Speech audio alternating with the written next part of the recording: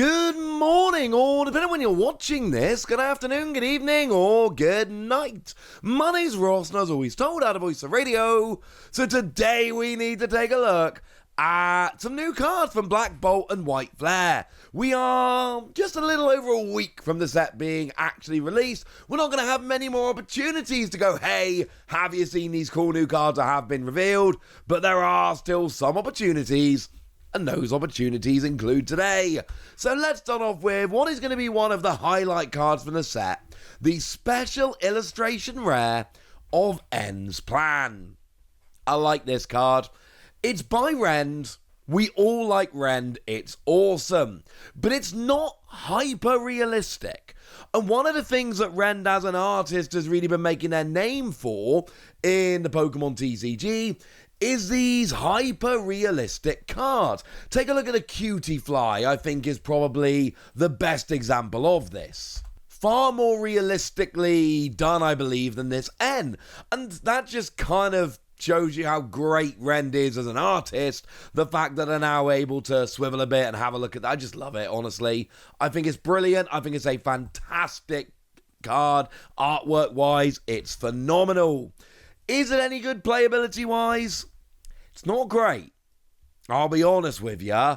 And that is holding it back just a little bit. Now, don't get me wrong. It's not a bad card. I'm not saying it's a bad card. I'm saying it's not a phenomenal card. It just allows you to move 2 energy from your bench Pokemon to your active. Hang on a second, Wassy. Isn't that just Poppy? No.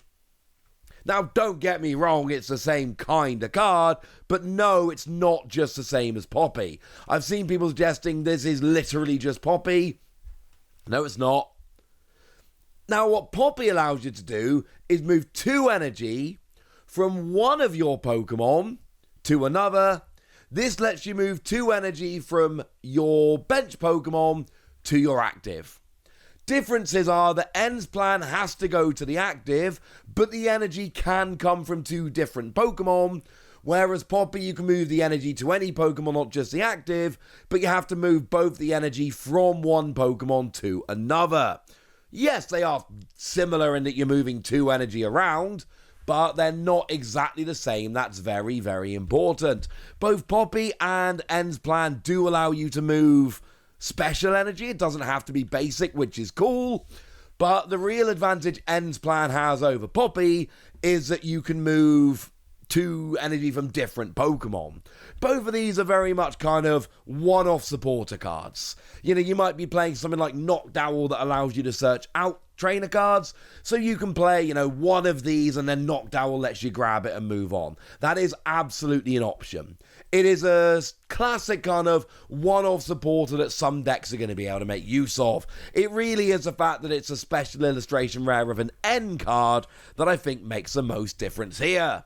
But don't be sleeping on this. This is awesome. Now, I'll be honest with you. I don't have much to say in terms of, a competitive breakdown. But I do think we need to have a quick look, just quickly, at Oshawott, the illustration rare of Oshawott. This is artistically the best card in the set. For me personally, and I'm not saying for everybody, I know we've all got different opinions on this, but for me personally, this is the #1 card in the set from an art standpoint. Absolutely adore it. And again, it's Okacheke artwork. I have told you guys a million times that Okacheke is my favorite artist working on the Pokemon TCG right now. I will probably tell you a million more. Oshawott, it's a Pokemon I was never really that keen on when Gen 5 came out, but my kids have made me realise Oshawott's actually brilliant and adorable. We got a couple of Oshawott plushies plus an Oshawott car. Yes, toy car, not real car, that'd be weird. And my kids love Oshawott. They think Oshawott's adorable. That's given me a new appreciation for Oshawott.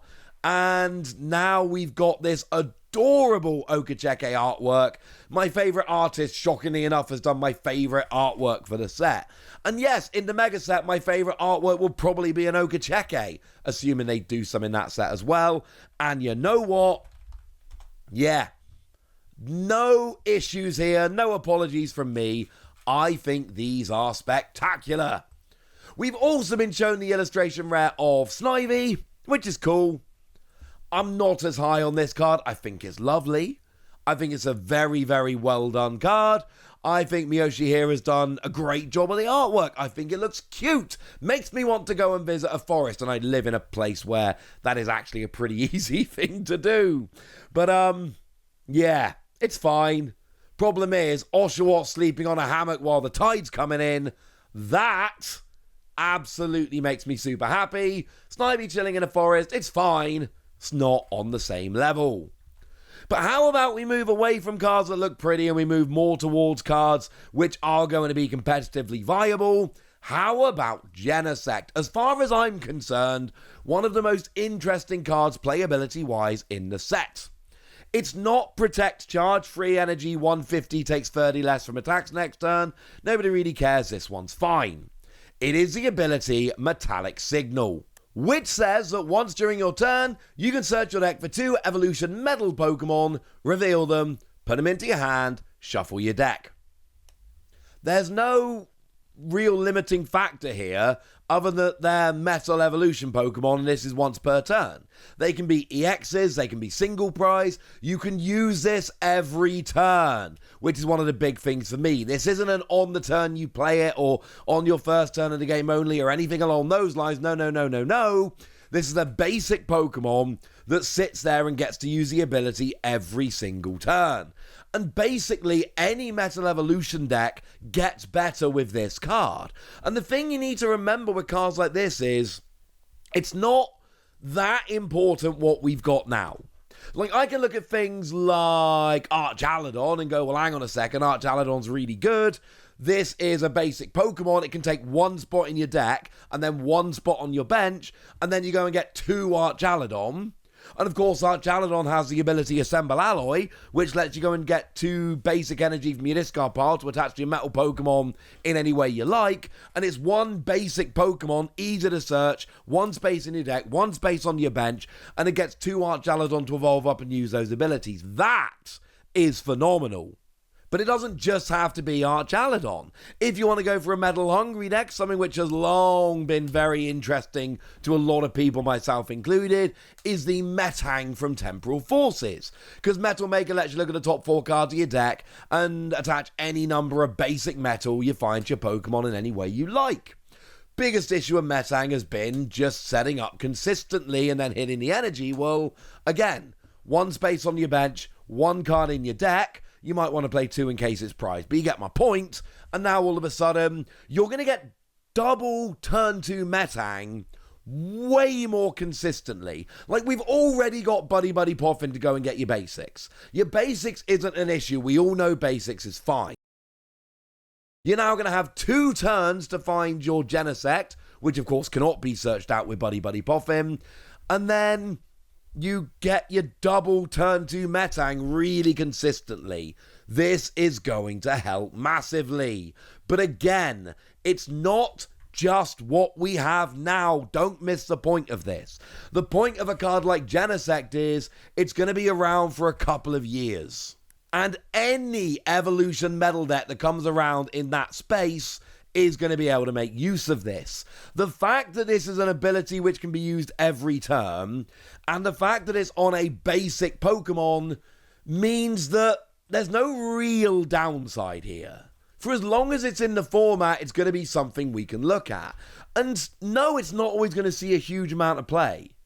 But if it doesn't see play, it just means that Evolution Metal decks aren't good enough right now. Like, if you're playing Archaladon, are you honestly telling me you're not going to make 1 space in your deck to have a card that can search out 2 of them? I'm telling you right now, it is a lot easier to search 1 basic than 2 Evolution Pokemon. So search your Genesect and go. This is, playability-wise, one of the most best and interesting cards in the game. Well, in the set at least. But we can finish off here having a look at a card which kind of fits with the theme of yesterday. It's Chandelure. I'm going to say it. Pokemon have been a little annoying here.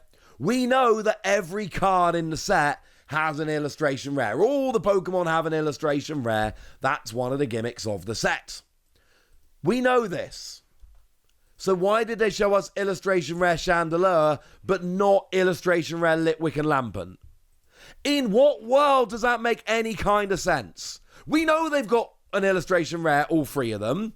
Why are you showing us one of them? Why can't we see all three? That maybe annoys me irrationally. I just don't get this. I want to see all three of them, please, not just one of them. But of course, this is one of the cards that I told you yesterday has inexplicably changed. So it should be in Black Bolt. It was in Japan, but it's actually in White Flare, the whole evolution line.